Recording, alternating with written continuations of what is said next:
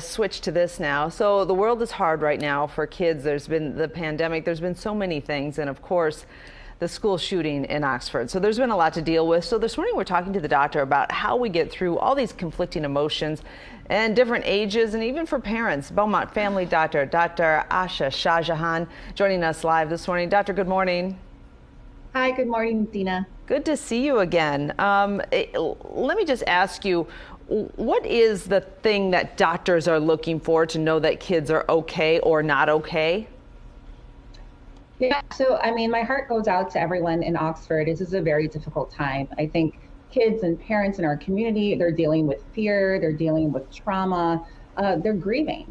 And so what we want to look for are signs that might be more worrisome. So things like not sleeping, avoidance of family, friends, normal activities, excessive worrying, physical symptoms such as complaining of headaches or stomach aches or chronic pain. These are all signs that maybe something more is going on. In addition, sometimes you might hear about nightmares or having consistent flashbacks.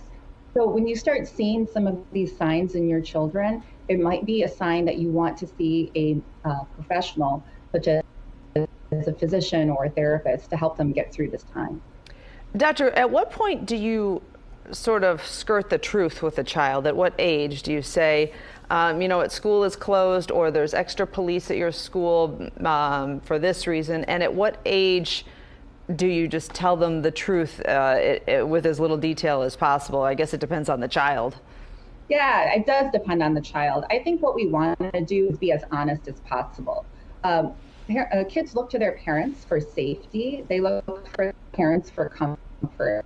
You want to be able to provide a safe space for your child. But in terms of age, it just depends on the maturity of your child, and you know your child best. I always say it's best to be truthful to your child, but you want to limit the amount of social media or media, because if kids are constantly seeing, regardless of age, repetitive images, they could re-inflict trauma on themselves.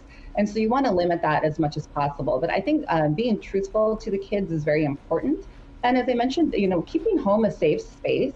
So making sure that you are having family activities in the home, and then maybe even going through having a plan if something were to go wrong. A safety plan is very important. It also helps kids not only feel more in control, but parents as well, so that you feel more prepared just in case a tragedy happens again.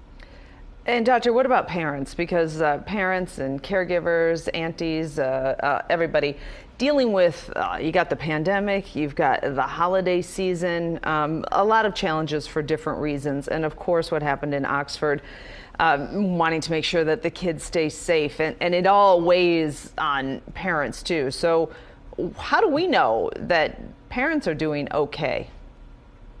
Yeah, this is just such a tough time, Dina. And I think that all of us have been through a lot, but I think we are all very resilient. We've seen that through the pandemic. I think it's just very important to be able to make sure you do self-care. And self-care is really great for modeling to your kids as well. So if you're constantly on social media, if you're constantly talking about these events, if you are worried, if you are not doing your normal routine activities, kids are going to pick up on that.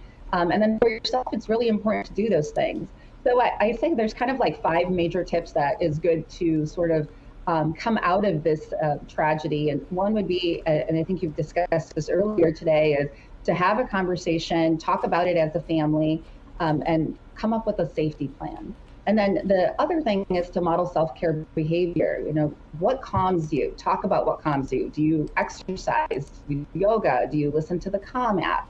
Those are things that you want to model as well to your child. And keep your regular routines. The more you keep things more normal and more routine, the better your child will adapt, and actually the better you will adapt.